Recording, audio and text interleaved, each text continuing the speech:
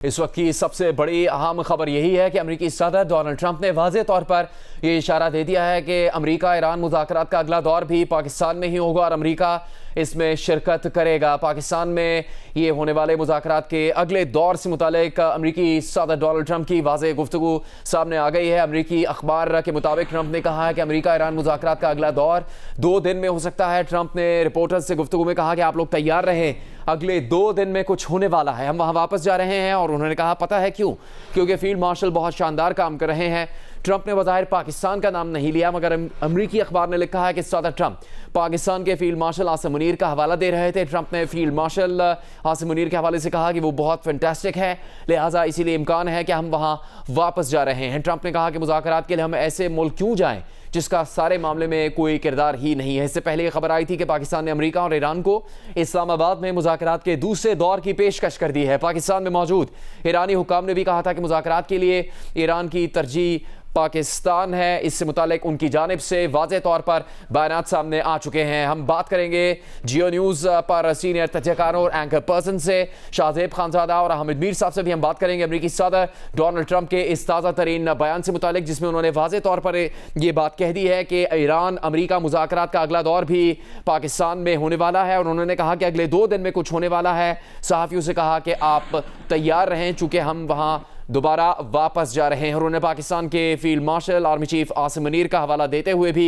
उनकी अब तक की जाने वाली कोशिशों की तारीफ करते हुए कहा कि यही वजह है कि मुज़ाकरात का अगला दौर भी पाकिस्तान में हो सकता है। शाहजेब साहब, बहुत बड़ी खबर है। इस हवाले से बातें तो हो रही थी कि अमेरिकी सदर डोनाल्ड ट्रंप भी इसमें शामिल हो सकते हैं, लेकिन अब उनकी जानिब से ये बयान तो सामने कम से कम आ गया कि अमेरिका ईरान मुज़ाकरात का अगला दौर भी पाकिस्तान में ही होगा।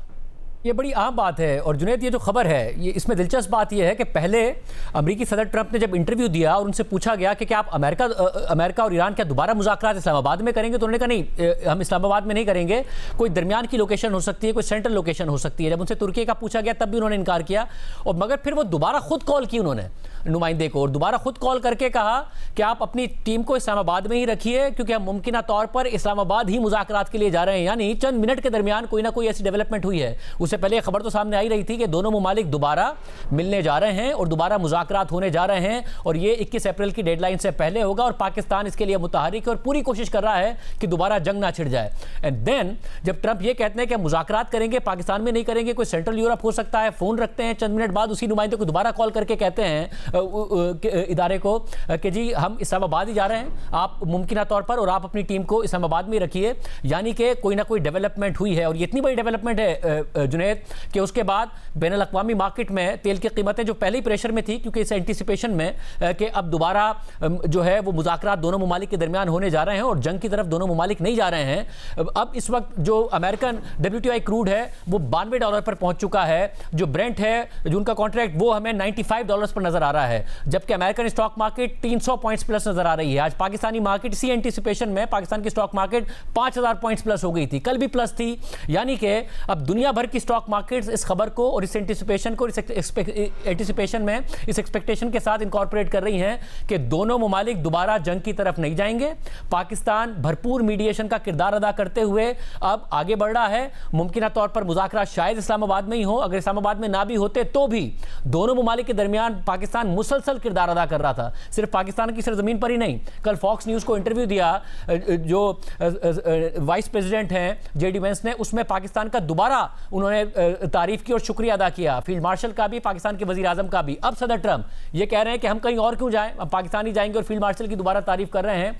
यानी कि जो पाकिस्तान की कोशिशें थी दुनिया में हम लाने की, वो दोबारा रंग ला रही हैं। और इस बात का इम्कान बहुत कम होता जा रहा है कि सीज फायर जो 21 अप्रैल को एक्सपायर हो रही है, या फिर जो नेवल ब्लॉकेट किया है अमेरिका ने, उसके नतीजे में दोबारा जंग छिड़ जाएगी। और इस बात का इम्कान बढ़ता जा रहा है कि मुस्तकिल अमन की तरफ दोनों ममालिक चले जाएंगे।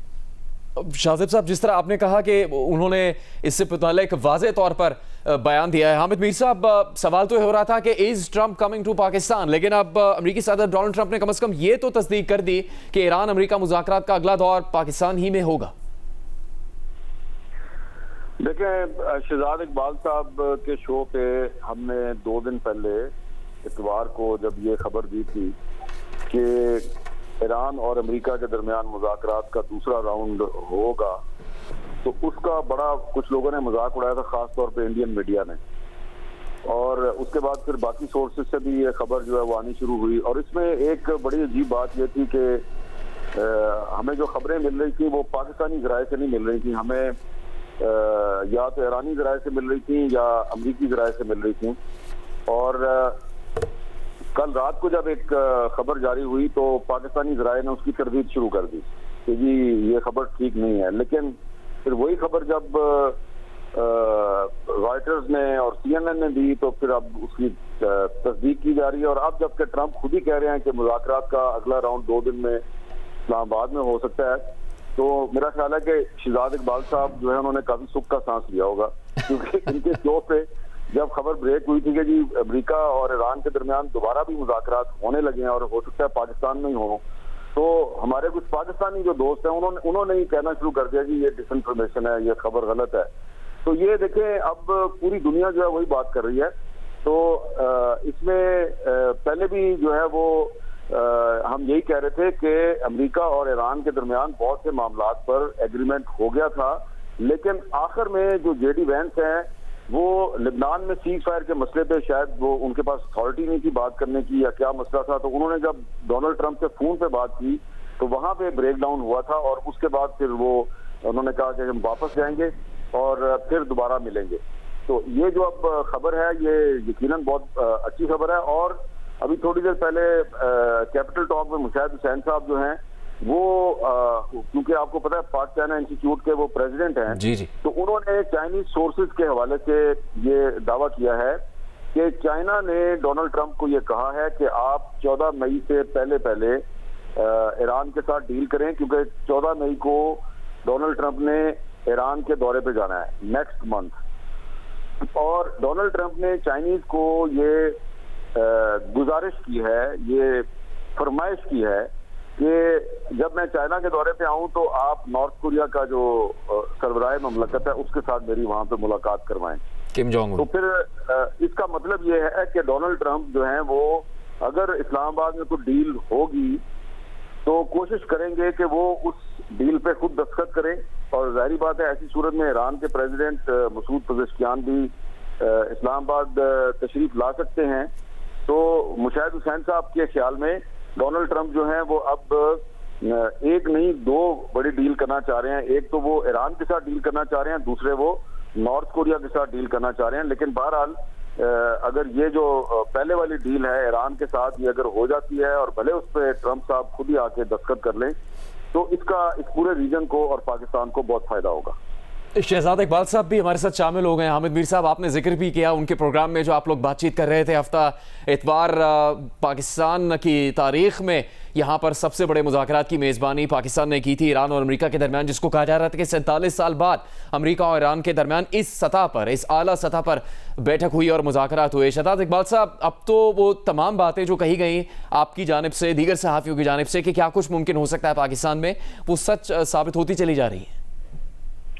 जी बिल्कुल, जब उस दिन हमने प्रोग्राम किया था तो हमने भी यही बताया था कि जो मूड था दोनों वफूद का वो यही था कि वो दोबारा मुलाकात करने के लिए राजी हुए। और मैं थोड़ा सा पस मंजर बताऊं, उस दिन हम जब प्रोग्राम कर रहे थे तो हमें ये पता चला कि हामिद मीर साहब के पास कोई बड़ी अहम खबर है, तो हमने फौरन उनसे रब्ता किया, हामिद मीर साहब को लिया और हामिद मीर साहब ने वाज़ेह तौर पर यह बताया कि जो दूसरा राउंड है टॉक्स का वो बहुत जल्द होगा। और उन्होंने बताया कि ऐन मुमकिन है कि ये दोबारा जो मुज़ाकरात होंगे वो पाकिस्तान में होंगे। तो जो खबर उन्होंने हमारे प्रोग्राम में दी थी आज वो बिल्कुल दुरुस्त साबित हो रही है, क्योंकि दोनों तरफ से प्रेसिडेंट डोनाल्ड ट्रंप की तरफ से भी कहा जा रहा है कि जो अगला राउंड है 2 दिन बाद वो पाकिस्तान में होगा। ईरानी हुकाम भी जो है वो भी यही बात कर रहे हैं कि पाकिस्तान जो है वो उनके लिए तरजीह होगा मुज़ाकरात के लिए। तो पाकिस्तान ने पहले भी जो इस्लामाबाद टॉक्स थे उसको कामयाबी से पाकिस्तान ने उसमें अपना किरदार अदा किया।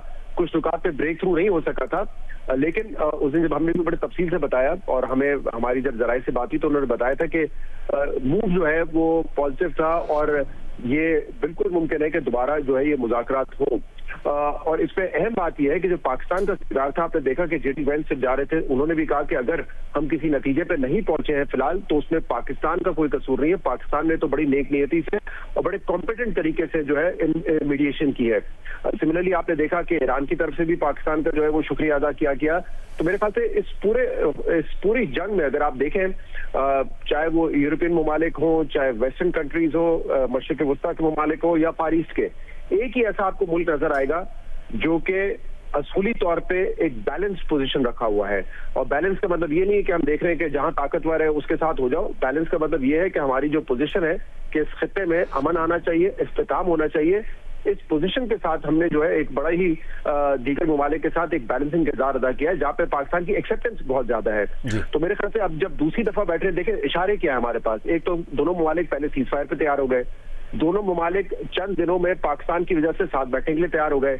अब जब दूसरी मर्तबा भी साथ बैठ रहे हैं तो ये उम्मीद बहुत ज्यादा है कि इस मर्तबा उन नुकात पर भी कोई ना कोई जरूर समझौता हो जाएगा जिस पर पहले नहीं हो सका। तो मेरे ख्याल से जो पिछले 1-2 दिन थे जिसमें एक पैनिक था कि अमेरिका जो है वो नेवल ब्लॉकेड के लिए जा रहा है, उन्होंने वो शुरू भी कर दिया काम, लेकिन उम्मीद की अब किरण नजर आ रही है कि शायद इन अगले मुज़ाकरात में कोई ना कोई समझौता तमाम नुकात पर हो जाए। शातिब साहब, हामिद मीर साहब ने जो अपनी गुफ्तगू में बहुत ही एक दिलचस्प पहलू शामिल कर दिया, जो उनकी बात हुई मुशाहिद हुसैन साहब से कि 18 मई को अमेरिकी सदर डोनाल्ड ट्रंप को चीन जाना है। बट डोनाल्ड ट्रंप पर कई तरह की तनकीद होती है, उनकी बहुत ज़्यादा तनाज़ात में घिरी रहती है उनकी शख्सियत, लेकिन वो अनप्रेडिक्टेबल तो हैं। जो नॉर्थ कोरिया का हवाला दिया हामिद मीर साहब ने, कोई सोच भी नहीं सकता था कि अमेरिका के सदर नॉर्थ कोरिया के रहनुमा से मिलेंगे। और 12 जून 2018 में हुआ कि वो जब जनूबी कोरिया गए तो वहाँ पर वो मिलना चाहते थे और उसको नॉर्थ कोरिया, अमेरिका और सिंगापुर समिट का नाम दिया गया। और फिर जो डीमिलिटराइज जोन है नॉर्थ कोरिया और साउथ कोरिया के दरमियान, वहाँ भी उनकी मुलाकात हुई किम जोंग उन से, और अब वो दोबारा इस ख्वाहिश का इजहार कर चुके हैं। तो क्या वो ईरान के हवाले से भी इसी तरह मुकम्मल तौर पर अनप्रेडिक्टेबिलिटी के साथ कुछ भी कर सकते हैं? देखिए, ज़ाहिर ट्रंप को लेकर हर चीज़ अनसर्टेन होती है, बट इस अनसर्टेनिटी में ये बात सर्टेनिटी से कही जा सकती है कि मुज़ाकरात दोनों ममालिक के दरमियान होंगे। दोनों ममालिक नहीं चाह रहे हैं कि अब जंग दोबारा हो। हम अपने प्रोग्राम में भी तफसीलात बताएंगे, मगर अब तो अमेरिकन मीडिया में मज़ीद तफसीलात सामने आ गई हैं कि जो किस बात थी जिसकी वजह से जो मामला थे वो हतमी नतीजे पर नहीं पहुँचे। और जो जेडी वेंस हैं नायब सदर, वो तकरीबन इस बात को उन्होंने तस्दीक की है जो अब्बास अरागची साहब की तरफ से ट्वीट किया गया था कि हम तो MOU साइन करने के करीब पहुँचने वाले थे कि मामला खराब हो गए। जाहिर है फिर उनका जो वर्जन है वो अलग है अब्बास अरागची साहब से, मगर वो ये जरूर कह रहे हैं, इस बात की तस्दीक कर रहे हैं कि वाकई पाकिस्तान में इस्लामाबाद में जब मुज़ाकरात हो रहे थे तो MOU की तरफ तकरीबन बात पहुंच गई थी। जो अब अमेरिकन मीडिया रिपोर्ट कर रहा है वो ये कि ईरान इस बात के लिए भी राजी हो गया था कि हमारा जो न्यूक्लियर स्टॉक पाइल है वो हम उसको डिग्रेड करने के लिए तैयार हैं, अगर 60% से ज़्यादा इनरिचमेंट है उसको नीचे लाने के लिए तैयार हैं। मगर ईरान के अंदर ही अमेरिका की डिमांड थी कि वो अमेरिका के हवाले किया जाए या किसी और मुल्क के हवाले किया जाए। दूसरी जो मामला था वो ये कि दोबारा इनरिचमेंट की तरफ नहीं जाएगा। वो 5 साल की बात हो रही थी न्यूक्लियर के हवाले से, ईरान कह रहा था, अमेरिका 20 साल की बात कर रहा था। जो इत्तेफाक था वो टेन्योर पर था, ड्यूरेशन पर था, लोकेशन पर था, जो इख्तलाफ था, यानी कि काफ़ी हद तक इत्तेफाक हो गया था। और जो लबनान की सूरत हाल है, ज़ाहिर इसराइल अब साउथ लबनान में आज भी हमले कर रहा है, मगर अब यूरोपीय ममालिक भी, सिर्फ मसला ईरान का नहीं रह गया, सिर्फ अरब ममालिक का नहीं रह गया, अब तो यूरोपीय ममालिक भी शदीद अल्फाज में तनकीद कर रहे हैं। स्पेन तो शुरू से ही तनकीद कर रहा था, मगर अब जर्मनी की तरफ से, फ्रांस की तरफ से, बरतानिया की तरफ से तनकीद की गई और कहा गया है कि जो भी सीज फायर का मुआहदा हो उसमें लबनान भी शामिल हो। जो हमले कर रहा है इसराइल, वो जो है वो इंसानियत सोच हमले हैं। और जवाब में इसराइल अब इन ममालिक पर तनकीद कर रहा है, स्पेन पर तनकीद कर रहा है, तुर्की पर तनकीद कर रहा है, बरतानिया पर तनकीद कर रहा है, यूरोपीय यूनियन पर तनकीद कर रहा है। यानी कि इसराइल अब हमें आलमी सतह पर तना नजर आ रहा है। अगर कोई बड़ी ताकत खड़ी है उसके साथ तो इस वक्त अमेरिका ही नजर आती है। तो अब इस बात का इम्कान बढ़ता जा रहा है कि सदर ट्रंप खुद बहुत दबाव में है, उनकी जो मागा बेस है बहुत ज़्यादा अब उन पर तनकीद करना शुरू हो गई है कि कैसी जंग में झोंक दिया जिसके आप बरक्स वादा करके इलेक्शन जीत कर आए थे और आप अपने मकासद भी नहीं हासिल कर सके। ट्रंप इसको अब कुछ भी दिखाना चाहें, जाहिर है कि वो क्योंकि ना उन्हें अभी बैटल फील्ड पर मतलूबा जीत हासिल हुई है, ना ही मुज़ाकरात में मतलूबा जीत हासिल हुई है। वो किसी भी तरीके से चाहते हैं कि उनको सोशल मीडिया या मीडिया पर विक्ट्री मिल जाए, मगर अब मुज़ाकरात के जरिए हल निकलने जा रहा है, इसके इम्कानात अब वाज़ेह तौर पर नजर आ रहे हैं। हामिद मीर साहब, ये मुसलसल कामयाबी है पाकिस्तान की सिफारतकारी की, क्योंकि उसमें कई उतार चढ़ाव आए, लेकिन सब मुस्बत सोच रखने वाले चाहते हैं कि ये सिफारतकारी जारी रहे और कामयाब भी हो। पाकिस्तान की कोशिशों की पूरी दुनिया में आज के दिन तक सताइश जारी है। अमरीकी नायब सदर जेडी वेंस ने अमरीका वापस जाकर भी वज़ीर आज़म शहबाज शरीफ और field marshal army chief Asim Munir की जो कोशिशें हैं, उनकी जो मेज़बानी है, सिफारतकारी के लिए जो किरदार है, उसकी उन्होंने वाज़े अल्फाज में तारीफ़ की है। पाकिस्तान ने जो बहुत मुश्किल मामलात पर भी कामयाबी हासिल की, वो देखिए कि जब ये सीज़ फायर हुआ तो उसमें पाकिस्तान के मौक़िफ़ के मुताबिक लबनान का नाम भी शामिल था, लेकिन अमरीकी सदर डोनाल्ड ट्रंप तक ये कह चुके थे कि नहीं, उस सीज़ फायर में लबनान शामिल नहीं है। व्हाइट हाउस की प्रेस सेक्रेटरी कह चुकी थी, लेकिन पाकिस्तान ने उस मौक़िफ़ को भी मनवाया। अमरीका ने इसराइल पर दबाव डाला कि लबनान में भी सीज़ फायर होना होगा, वहाँ जंग रोकनी होगी या फिर मुज़ाकरात का एक रास्ता निकालना होगा। और आज अब जब आपकी हमारी बात हो रही है, अब से कुछ देर पहले अमरीका में इसराइल और लबनान के नुमाइंदे भी मिल रहे हैं बात करने के लिए, सीज़ फायर पर, वहाँ जंग ख़त्म करने के लिए। तो पाकिस्तान ने अपने मौक़िफ़ पर कायम रहते हुए ये बात भी मनवा ली। ये आपके सवाल में जवाब मौजूद है। तो अब जी, तो मीर साहब, अब आगे क्या कुछ हासिल किया जा सकता है इन तमाम आने वाली खबरों के नतीजे में? देखें, अब पहली बात तो हमें यह समझना चाहिए कि जो अमेरिका और ईरान के दरमियान जो इस्लामाबाद में मुज़ाकरात हुए थे, उन मुज़ाकरात में तकरीबन तमाम अमूर पे डील हो गई थी। सिर्फ एक पॉइंट ऐसा था कि जिस पर डील नहीं हो रही थी और उस पर ईरान ने कोई फ्लेक्सिबिलिटी नहीं दिखाई। बाकी तमाम मामलात पे ईरान ने फ्लेक्सिबिलिटी दिखाई, और जिस मामले पे डेडलॉक हुआ वो था लेबनान में सीज फायर का मसला। लेकिन अनफॉर्चुनेटली जब जेडी वेंस जो है वो मुज़ाकरात खत्म किए उन्होंने ट्रंप को ब्रीफ किया, तो ट्रंप साहब ने उसके बाद जो बयान जारी किए उसमें कभी वो न्यूक्लियर का मसला ले आए, यूरेनियम के एनरिचमेंट का मसला ले आए, कभी वो स्ट्रेट ऑफ हुर्मुज का मसला ले आए। ये वो तमाम मामलात हैं जिसपे के काफी एग्रीमेंट था और हम मांगी पाई जाती थी, लेकिन ट्रंप साहब ने अब चूंकि क्रेडिट लेना था, उन्होंने इनको कंट्रोवर्शियल बनाने की कोशिश की ताकि बाद में वो ये कह सके कि देखो यूरेनियम की एनरिचमेंट पर तो मैंने प्रेशर डाल के ईरान को मना लिया है और स्टेट ऑफ हुर्मुज पर भी जनाब मैंने जो है प्रेशर डाल के मसला हल कर दिया। हालांकि ये कोई इश्यूज नहीं थे। जो असल इशू था उसका ना जेडी वेंस ने जिक्र किया और ना ही डोनाल्ड ट्रंप ने जिक्र किया।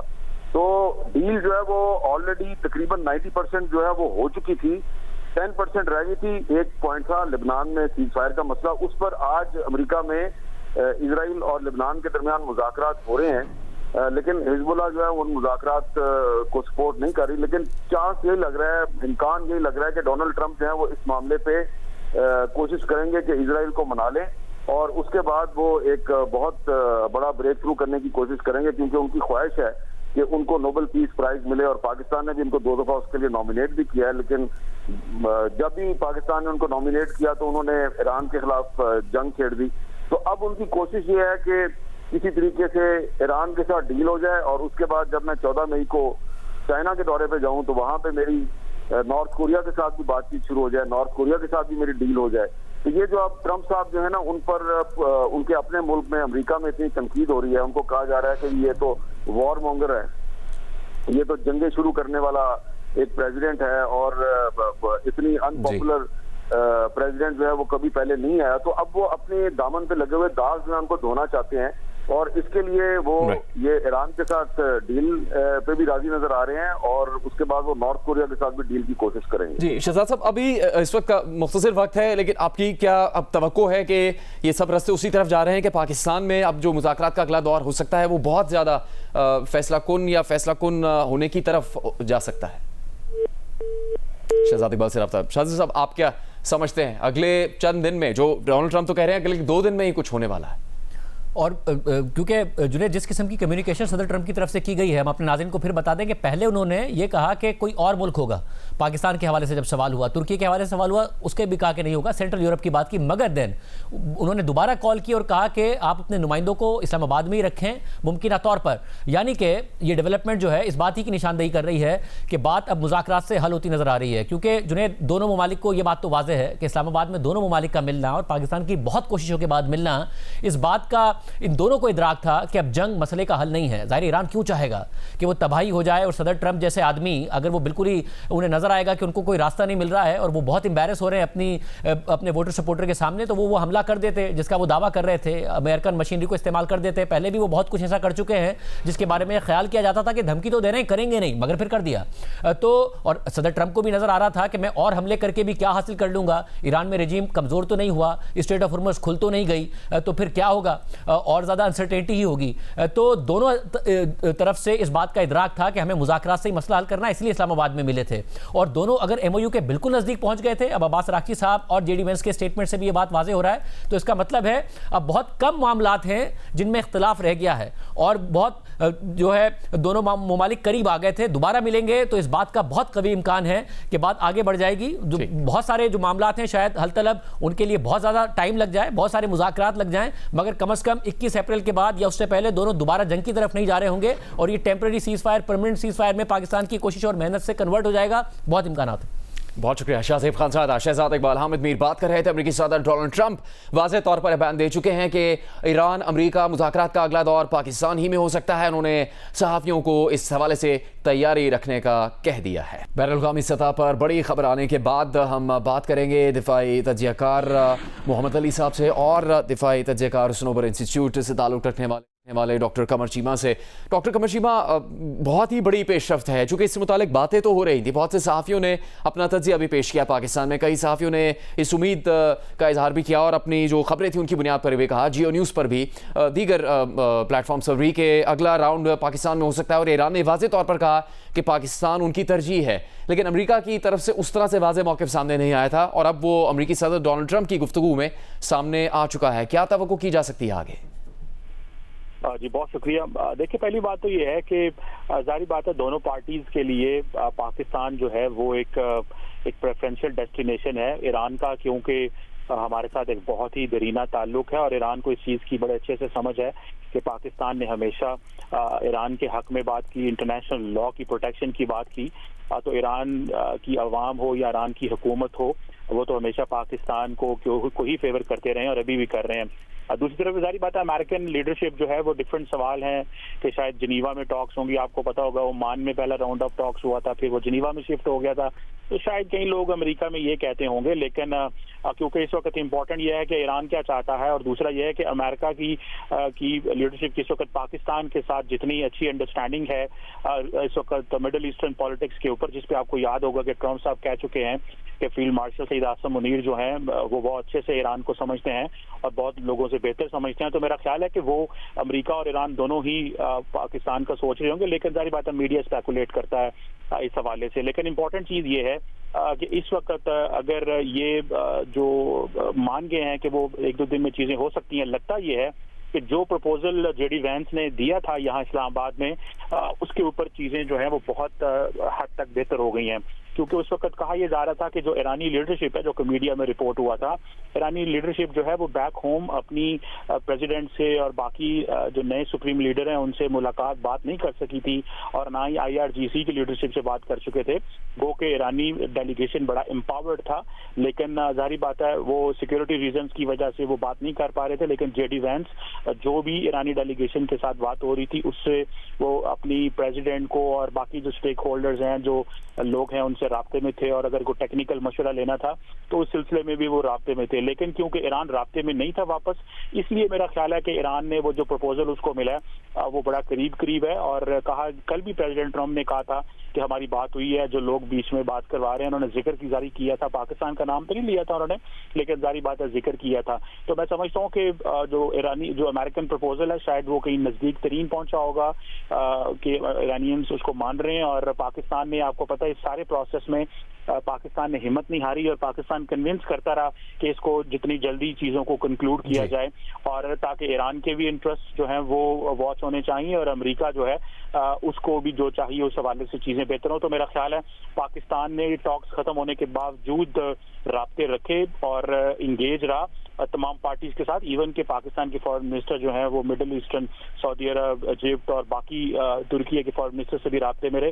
तो मेरा ख्याल है एक बहुत अच्छा तब से कॉन्टिन्यूस जो एक कांटेक्ट था पाकिस्तान की लीडरशिप का, वो ईरान से था, अमेरिका में था, और जो बाकी जो एक क्वाड मुसलमान मुल्कों के जो फॉरेन मिनिस्टर्स हैं उनका था। सईद मोहम्मद अली साहब, बहुत ही स्ट्रेटेजिक अंदाज में आगे बढ़ा जा रहा है इस सिलसिले में पाकिस्तान की जानिब से, चूंकि ये बहुत हसास मामला भी है, लेकिन साथ साथ जितनी भी कोशिशें हैं उनमें पेशरफ्त बिलाशुबा हो रही है मुसलसल। जी बिल्कुल, मैं समझता हूं कि जिस तरह अभी डॉक्टर चीमा ने कहा, मैं उन्हीं की बात को आगे बढ़ाऊंगा कि पाकिस्तान ने जिस सब्र तहम्मुल, दानिशमंदी और एहतियात का मुजाहरा किया है, इस पूरे नाजुक और हसास सिफारती अमल को आगे बढ़ाने के लिए, मैं समझता हूं उसकी मिसाल तारीख में नहीं मिलती है। और यही वो वजह है कि ये सिर्फ वेन्यू की बात नहीं है। पाकिस्तान ने अमेरिका और ईरान का एतमाद और एहतराम तो हासिल कर लिया था, लेकिन जिस अंदाज में आपने देखा कि ये तकरीबन 30 घंटे पर मुहित जो मुज़ाकरात थे उनको पाकिस्तान ने आगे बढ़ाया, उसकी तवक्को आप शायद किसी और मुल्क से नहीं कर सकते, दो वजह से। पहली बात यह कि देखें, तकरीबन 5 बजे सुबह सैटरडे को ईरानी वफ्द आया, उनके साथ हम अलग से बैठे, उनको ज़हनी तौर पे तैयार किया, उनको बताया कि इस मौके से भरपूर फायदा उठाएं और लचक का मुजाहरा करें। फिर 10 बजे के करीब अमेरिकी वफ्द आया, उनको भी हमने अलग से बैठ के पूरी तरह समझाया ताकि माहौल को खुशगवार रखा जाए। और फिर जब सेपरेटली उनसे मिलकर एक एतमाद हासिल हो गया कि अब एक बेसिक मामलात पे उसूली अंडरस्टैंडिंग दोनों ने अग्री कर ली है, फिर हम उनको सामने लेके आए। और फिर भी आप देखें कि तकरीबन 3 राउंड्स हुए, मैं वहां मौजूद था। तकरीबन सुबह 4 बजे तक हम बहुत होपफुल थे संडे को कि, क्योंकि देखें जो 3 राउंड्स हुए थे वो इंक्रीमेंटल थे। इसका मतलब ये है कि एक राउंड में जो चीजें अग्री हो जाती थी, फिर उसको अगले राउंड में लेके जाया जाता था, और फिर जो दूसरे राउंड में चीज अग्री हो जाती थी, फिर उसको तीसरे राउंड में लेके जाया जाता था। और फिर सबसे इंपॉर्टेंट बात जुनेद ये है कि तकरीबन 70 से ज्यादा मंदूब पर मबनी ईरानी वफ्द इस्लामाबाद आया था। अच्छा, इसका क्या मतलब है? इसका मतलब ये है कि ये सिर्फ एक सिफारती या सियासी या फौजी वफ्द नहीं था, और आप सिर्फ एक सियासी बयान इसके बाद एक्सपेक्ट नहीं कर रहे थे। ये टेक्निकल एक्सपर्ट अपने साथ लेके आए थे जो इंतहाई बारीक बीनी से हर शेख को निगोशिएट करना चाहते थे, जिससे उनकी सिंसियरिटी और संजीदगी का इजहार होता है। तो अब जबकि सदर ट्रंप का आज का जो बयान है उसको इस तनाजुर में देखना जरूरी है कि जो जेडी वांस ने इस्लामाबाद से रवानगी से पहले जो बात की कि जनाब उन्होंने ये नहीं कहा कि मुलाकात नाकाम होगी, उन्होंने कहा हमने बहुत पेशरफ्त की है, लेकिन यूं लगता है कि ये जो 3 दिन दिए गए हैं, ये दोनों साइड पे टेक्निकल एक्सपर्ट्स को टाइम दिया गया है कि वो आराम से बैठ के संजीदगी से डिटेल में तमाम ऐसे प्रपोजल्स सामने ले आए जो कि दोनों की सियासी क़यादत को एक्सेप्टेबल हो। और मैं ये समझता हूँ कि फील्ड मार्शल आसिम मुनीर की क़यादत में ये एक्सचेंज भी हो रहा होगा, और उसके नतीजे में जब एक उसूली अंडरस्टैंडिंग तय आ जाएगी तो फिर फिजिकल विजिट या टॉक्स की जाएंगी। ये मैं आपको बताना चाहता हूँ, इतने हसास और अहम जो मुज़ाकरात हैं उसमें टेक्निकल लेवल की अंडरस्टैंडिंग जब अग्री हो जाती है तभी सियासी क़यादत फिजिकली उनको सामने लाया जाता है, क्योंकि देखें उसके बाद उसकी नाकामी की पॉलिटिकल कॉस्ट भी बहुत ज्यादा होती है। इसलिए बहुत जरूरी है कि ये टेक्निकल एक्सपर्ट दोनों साइड से बैठ के, खुसूसी तौर पे जो ईरान का एटमी प्रोग्राम है, देखें पिछली दफा भी जो JCPOA जिसको ईरान न्यूक्लियर डील उस काम में कहा जाता है, उसमें तकरीबन 10-12 साल लगे थे और 6 ममालिक से ईरान ने उसको निगोशिएट किया था। और वो सिर्फ टेक्निकल मामला नहीं था, उसके एवज ईरान ने अपनी जो उसके ऊपर अमेरिकी पाबंदियां थी और माशी दबाव था, उसमें भी रिलीफ मांगा था, और साथ ही साथ इंटरनेशनल मेन स्ट्रीमिंग भी की थी। तो इस दफा भी मैं समझता हूं कि इसी नौइयत का एक डील निगोशिएट की जा रही होगी, लेकिन डेफिनेटली चूंकि ईरान का नुकसान बहुत हुआ है तो इस दफा उम्मीद है कि ईरान ज्यादा बड़े पैमाने पे इकोनॉमिक रिलीफ या वेवर जो है सैंक्शंस के हवाले से वो एक्सपेक्ट कर रहा होगा। और तो मैं समझता हूँ कि ये इस दफा मैं बहुत पुरुमीद हूँ, और सदर ट्रंप का इस वक्त पाकिस्तान पे एतमाद का इजहार करना, इससे 2 और बातें ये साबित होती हैं कि देखें ये सिर्फ सदर ट्रंप की बात नहीं है, ईरान भी इस वक्त पूरी दुनिया में पाकिस्तान पे जितना एतमाद और एहतराम करता है शायद किसी और मुल्क पे नहीं करता। तो जो भी वेन्यू होगा यकीनी तौर पे वो ईरान और अमेरिका के मुश्तरका एतमाद और यकीन का सबूत होगा, उसका मजहर होगा। क्योंकि जिस तरह से पाकिस्तान ने ये प्रोसेस लेके चला है कोई और मुल्क इस तरह लेके चल नहीं सकता। दीगर ममालिक, जो यूरोप की बात होती है, दीगर ममालिक की बात होती है, उनका अमेरिका के साथ तो ताल्लुकात अच्छे हैं, लेकिन बैक वक्त वो ईरान का एतमाद और जो सिक्योरिटी है, कंसर्न्स को शायद वो उस तरह एड्रेस ना कर सकें। प्लस हम नेबर हैं तो उनको ज्यादा दूर ट्रेवल करने की जरूरत नहीं है।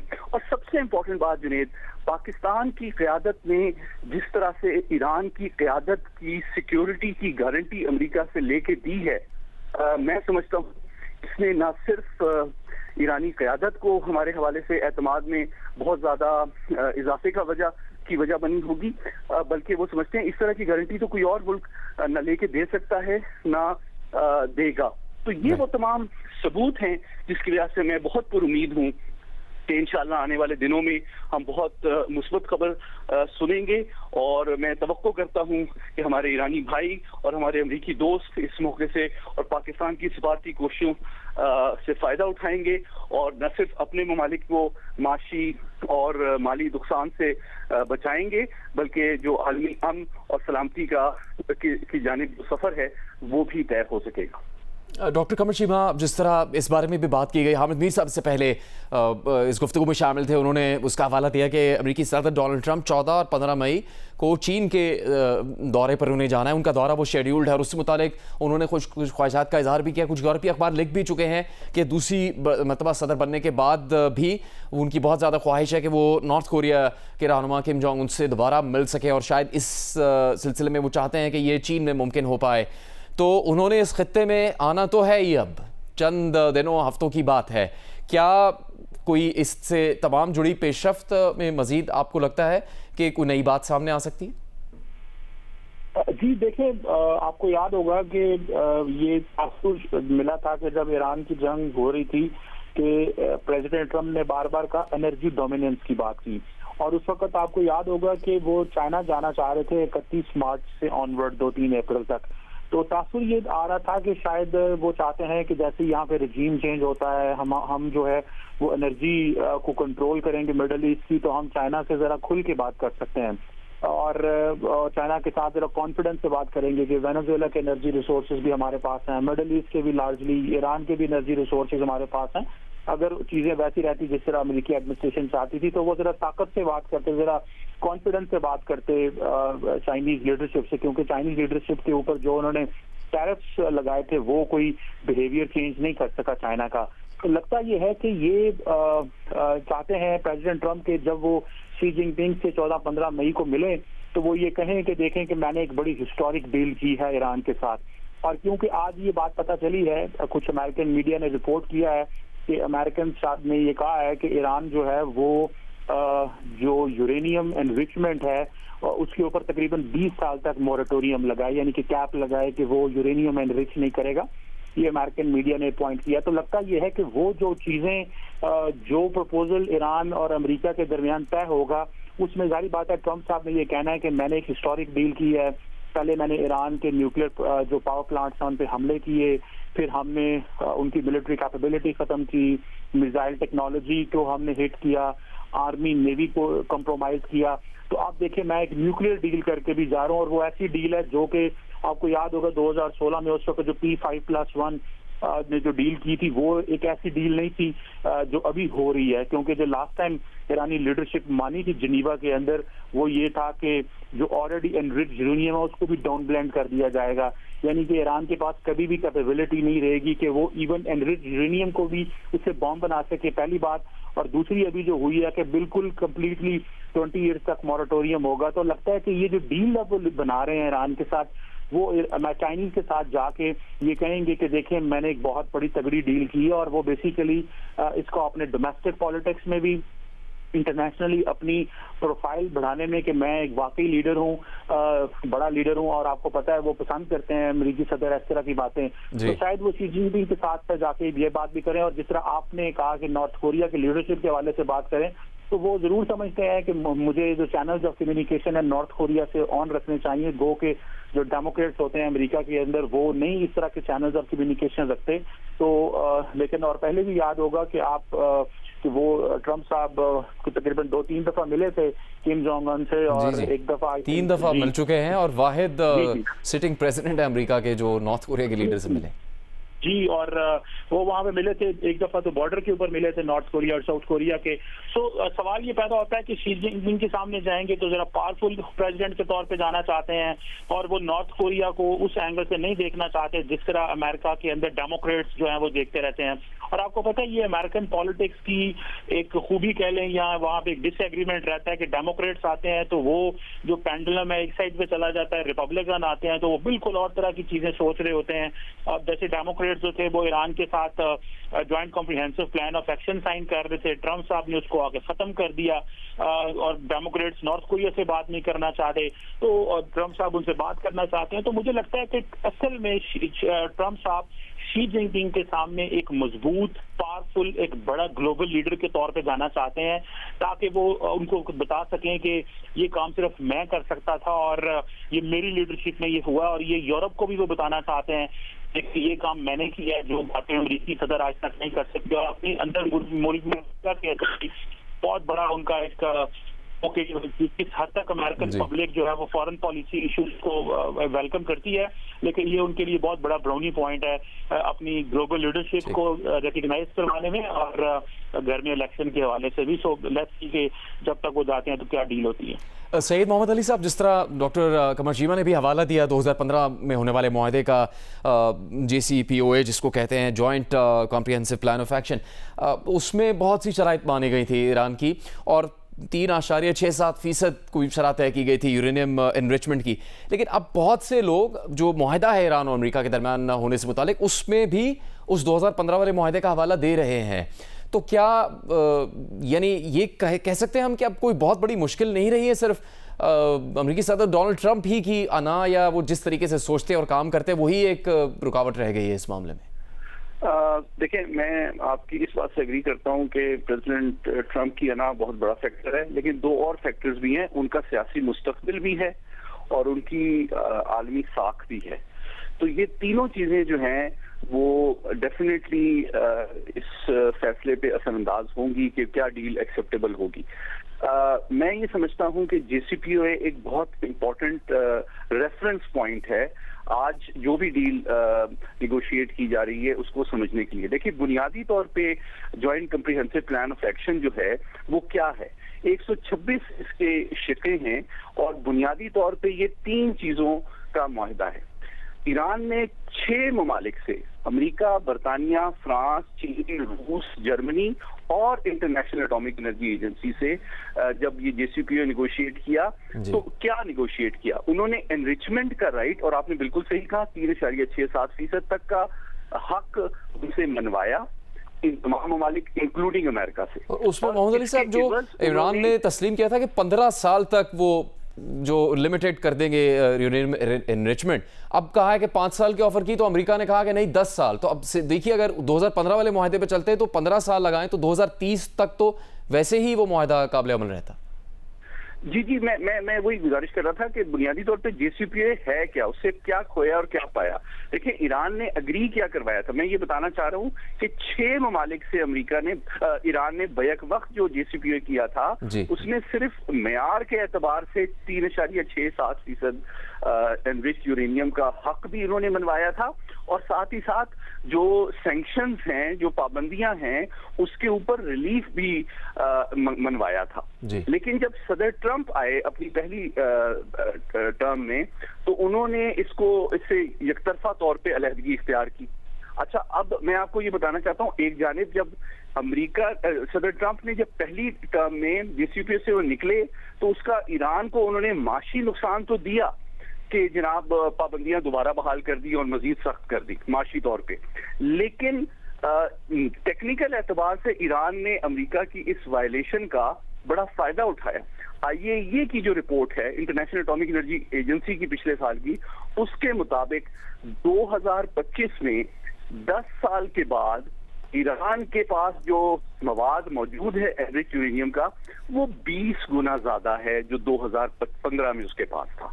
तो मिकदार के और 60% एनरिच्ड है। तो ईरान ने मेयार और मिकदार दोनों में इजाफा किया, अमेरिका की यकतरफा अलहदगी को एक जवाब बना के। तो ईरान ने बड़ी चाबुकदस्ती से इसको इस्तेमाल किया अपनी सलाहियत को आगे बढ़ाने। अब हम अभी आ जाते हैं, तो अभी ईरान क्या निगोशिएट कर रहा है जी? अभी ईरान के पास 3 लेवरेजेस हैं, ईरान की 3 डिमांड है। ईरान का सबसे बड़ा लेवरेज जो है वो आबनाए हरमज है, और उसको वो बुनियादी तौर पे इस्तेमाल कर रहा है अमेरिका पे दबाव डालने के लिए कि जनाब आप मुझे सैंक्शंस पे तमाम सैंक्शंस खत्म करें, मुझे कंपनसेट करें, और साथ ही साथ जो है एनरिचमेंट का हक दें। अब बात दरअसल ये है कि ये ऐन मुमकिन है, और जिस तरह अभी ओमान में भी हालिया जो टॉक्स हुई उसमें ओमान के वजीर खारजा ने भी इस बात को एक्सेप्ट किया कि ईरान ने एनरिचमेंट जो है उसको महदूद करने पे आमादगी जाहिर की थी। लेकिन क्या अब देखें ओमान की टॉक्स और आज की टॉक्स में क्या फर्क है जुनैद? सबसे बड़ा फर्क ये है कि इन 40 दिन की जंग में ईरान ने बड़ी तबाही भी तो बर्दाश्त की है। बिल्कुल। तो क्या वो उन्हीं टर्म्स पे फौरन मान जाएगा?